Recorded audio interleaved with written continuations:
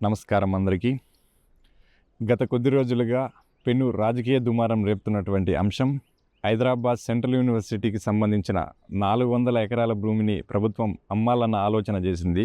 దీనిని నిరసిస్తూ Hyderabad central university students, faculty వాళ్ళు పెద్ద ఎత్తున ధర్నాలు చేసి వాళ్ళ వాయిస్ని రైజ్ చేశారు.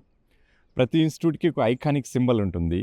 ఆర్ట్స్ కాలేజీ ఉస్మానియా విశ్వవిద్యాలయానికి ఉన్నట్టు హైదరాబాద్ సెంట్రల్ యూనివర్సిటీకి ఈ మసూరం రాక్ అనేది ఒక ఐకానిక్ సింబల్. ప్రభుత్వం వేలం వేస్తున్న ఈ 400 ఎకరాల్లో భాగంగా ఈ ఐకానిక్ సింబల్ అయిన ఈ మసూరం రాక్ను కూడా హైదరాబాద్ సెంట్రల్ యూనివర్సిటీ కోల్పోయే ప్రమాదంలో పడింది. హైదరాబాద్ సెంట్రల్ యూనివర్సిటీ స్థాపన ఒక చారిత్రాత్మక సందర్భంలో జరిగింది. నిజాం తీసుకొచ్చినటువంటి ముల్కీ నిబంధనలను 1967లో రద్దు చేసినప్పుడు నాటి తెలంగాణ సమాజం మొత్తం ఉద్యమ బాట పట్టింది. దీన్నే తొలిదశ తెలంగాణ ఉద్యమంగా భావించవచ్చు. అలాగే 1971లో నిజాం ప్రభుత్వంలో తీసుకొచ్చిన నిబంధనలు స్వాతంత్రానికంటే ముందే ఉన్నాయి కాబట్టి వాటిని అలాగే కొనసాగించాలన్న సుప్రీంకోర్టు తీర్పును వెలువడగానే నాటి ఆంధ్ర ప్రాంతం మొత్తం ఉద్యమ బాట పట్టింది. దీన్నే జయాంధ్ర ఉద్యమంగా భావించవచ్చు. ఇటువంటి కల్లోల రాజకీయ సందర్భంలో పరిస్థితిని చక్కదిద్దాలన్న ఆలోచనతో నాటి భారత ప్రధాని శ్రీమతి ఇందిరాగాంధీ గారు 6 పాయింట్ ఫార్ములాని తీసుకొచ్చారు. ఆ 6 పాయింట్ ఫార్ములాలో ఒక ఫార్ములానే హైదరాబాద్ సెంట్రల్ యూనివర్సిటీ స్థాపన. ఈ హైదరాబాద్ సెంట్రల్ యూనివర్సిటీ 1974 స్థాపించినప్పటికీ భూముల్ని కేటాయించింది మాత్రం 1975లో కేటాయించడం జరిగింది. అప్పటి వరకు తాత్కాలికంగా నగరంలో ఉన్నటువంటి అబిడ్స్లో శ్రీమతి సరోజినీ దేవి నాయుడు గారి స్వగృహమైన గోల్డెన్ త్రిశూల్లో స్థానికంగా కార్యకలాపాలను కొనసాగించింది. 1975లో సుమారు 2300 ఎకరాలను హైదరాబాద్ సెంట్రల్ యూనివర్సిటీకి కేటాయిస్తూ భారత ప్రభుత్వం ఒక గెజిట్ని రిలీజ్ చేసింది. అందులో చాలా క్లియర్గా మెన్షన్ చేసింది, ఇది కేవలం అకాడమిక్ పర్పస్లో వాడాలే తప్ప మరి ఏ ఇతర కార్యకలాపాలకు వాడకూడదని చాలా స్పష్టంగా పేర్కొనుంది. కానీ హైదరాబాద్ సెంట్రల్ యూనివర్సిటీ స్టార్ట్ అయినప్పటి నుండి వివిధ సందర్భాల్లో తన భూముల్ని కోల్పోతూనే వస్తుంది.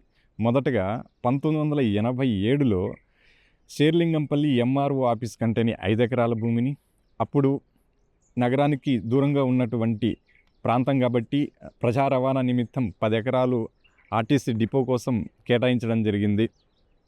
అలాగే సుమారు 200 ఎకరాలను Tata institute of fundamental research కోసం ఇవ్వాల్సి వచ్చింది. అలాగే 200 పైచిలుకు ఎకరాలను Indian school of business ISB వాళ్ళకి కేటాయించడం జరిగింది. 1990లోనే నాటి రంగారెడ్డి డిస్టిక్ హెడ్ క్వార్టర్ని నిర్మించాలని 62 ఎకరాలను కేటాయించింది. కొన్ని కారణాల రీత్యా అది కన్స్ట్రక్షన్ జరగకపోవడంతో అనంతరం వచ్చిన గవర్నమెంట్ దాన్ని త్రిబుల్ కేటాయించారు. అలాగే గచ్చిబౌలి స్టేడియంకి దాదాపుగా 120 ఎకరాలను కేటాయించడం జరిగింది. 2007లో టీఎన్జిఓ కాలనీ కోసం సుమారు 134 ఎకరాలను కేటాయించాల్సి వచ్చింది. ఇలా హైదరాబాద్ సెంట్రల్ యూనివర్సిటీ వివిధ సందర్భాల్లో తన భూమిని నిరంతరం కోల్పోతూనే వస్తుంది. ఇక ప్రస్తుతానికి ఈ 400 ఎకరాల వేలం వేసే భూమి విషయానికి వస్తే ఇది 2004 సంవత్సరంలో నాటి చంద్రబాబు నాయుడు గారి గవర్నమెంట్లో ఐఎన్జీ భరత్ అనే ఒక కంపెనీకి ఈ 400 ఎకరాలను కేటాయించడం జరిగింది. అది ఎలక్షన్ ముందవ్వడం, ఆ తర్వాత ఎలక్షన్ జరిగి ఆ ప్రభుత్వం పోయి డాక్టర్ రాజశేఖర రెడ్డి గారి గవర్నమెంట్ రావడం, ఆ ఉత్తర్వులను రద్దు చేస్తూ ప్రభుత్వం నిర్ణయం తీసుకుంది. దాన్ని సవాల్ చేస్తూ ఐఎన్జీ భరత వాళ్ళు కోర్టుకు వెళ్ళడం, అలా 2004 నుంచి కోర్టులో కేసు కొనసాగుతూ 2025 మార్చిన తుది తీర్పు వెలువడింది. అందులో సుప్రీంకోర్టు పేర్కొంది ఆ 400 ఎకరాల భూమిపై ఐఎన్జీ భరత వాళ్ళకు ఎటువంటి హక్కు లేదని చాలా స్పష్టంగా పేర్కొంది. ఈ విషయాన్ని గమనించిన తెలంగాణ ప్రభుత్వం ఈ 400 ఎకరాలను వేలం వేయాలన్న ఆలోచనతో ముందుకొచ్చింది. ఇది హైదరాబాద్ సెంట్రల్ యూనివర్సిటీ నుంచి తీసుకున్న ల్యాండ్. ఖచ్చితంగా తిరిగి హైదరాబాద్ సెంట్రల్ యూనివర్సిటీకి అప్పజెప్పాల్సిన నైతిక బాధ్యత ఈ తెలంగాణ ప్రభుత్వం మీద ఖచ్చితంగా ఉంది. మన దేశంలో యూనివర్సిటీలు అంతర్జాతీయ యూనివర్సిటీలతో పోటీ పడాలంటే చాలా గుడ్ ఎన్విరాన్మెంట్ ఉండాలి. ఆ ఎన్విరాన్మెంట్ సఫిషియంట్ స్పేస్ ఉన్నప్పుడే వర్కౌట్ అవుతుంది. ఈ హైదరాబాద్ యూనివర్సిటీకి సంబంధించిన ఈ 400 ఎకరాలు హైదరాబాద్ సెంట్రల్ యూనివర్సిటీ భవిష్యత్తు రీత్యా చాలా కీలకమైంది. వీటిని వేలం వేస్తే భవిష్యత్తు చాలా క్లిష్టతతో కూడుకొని ఉంది. అప్పటి కాంగ్రెస్ ప్రభుత్వం ఇంతటి సువిశాల క్యాంపస్ని ఇచ్చింది. తిరిగి అదే కాంగ్రెస్ ప్రభుత్వం ఈ వేలం వేస్తూ ఈ 400 ఎకరాలను తీసుకోవడం ఎంతవరకు సమంజసం అన్నది ఒకసారి పునరాలోచించాలి. రేవంత్ రెడ్డి గారి సర్కార్ వచ్చిన తొలినాళ్ళలోనే నగరం అభివృద్ధి అంటని పూర్వం అక్రమాలకు గురైనటువంటి చెరువులను నాలాలను తిరిగి త్రవ్వించే ప్రయత్నం చేశారు. అందులో భాగంగానే హైడ్రాన్ తీసుకొచ్చి పెను మార్పులు తీసుకొచ్చారు. మరి ఈ 400 ఎకరాలు కూడా ఎన్విరాన్మెంట్లో భాగమే కదా, మరి దీనికి ఎందుకు మీరు వ్యతిరేకంగా పోరాడుతున్నారనేది ఒకటి పునరాలోచించాలి.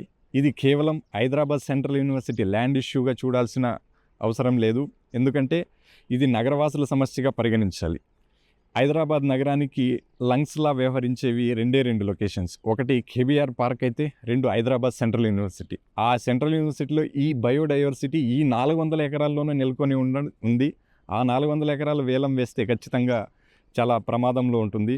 ముఖ్యంగా ఇది ఇక్కడ అంతరించిపోయే జాతులకు సంబంధించిన ఎన్నో మొక్కలు, జంతువులు, పక్షులు కూడా ఉన్నాయి. సో వీటన్నింటినీ ప్రభుత్వం వేలం వేస్తే ఖచ్చితంగా వీటి మనుగడ ప్రశ్నార్థకంగా ఉండబోతుంది. హెచ్సియు భూముల్ని అమ్మాలన్న ఆలోచన చేస్తున్న ఈ సర్కార్లో కీలకంగా వ్యవహరిస్తున్నటువంటి వ్యక్తులు ఉప ముఖ్యమంత్రి భట్టు విక్రమార్క గారు, ఐటీ మినిస్టర్ దుద్దిల్ల శ్రీధర్ బాబు గారు ఒకప్పుడు మా హైదరాబాద్ సెంట్రల్ యూనివర్సిటీ పూర్వ విద్యార్థులే. ఈ హైదరాబాద్ సెంట్రల్ యూనివర్సిటీ భూముల్ని పరిరక్షించుకోవాలనే మా పోరాటంలో ఖచ్చితంగా మీరు కూడా పూర్వ విద్యార్థులుగా మీ వంతుగా మాకు తోడుగా రావాలని, అలాగే సమాజ శ్రేయస్సు కోరుకునే ప్రతి ఒక్కరు కూడా మా తరపున వాయిస్ రైజ్ చేయాలని, మద్దతుగా నిలవాలని కోరుకుంటున్నాం. కృతజ్ఞతలు, ధన్యవాదాలు.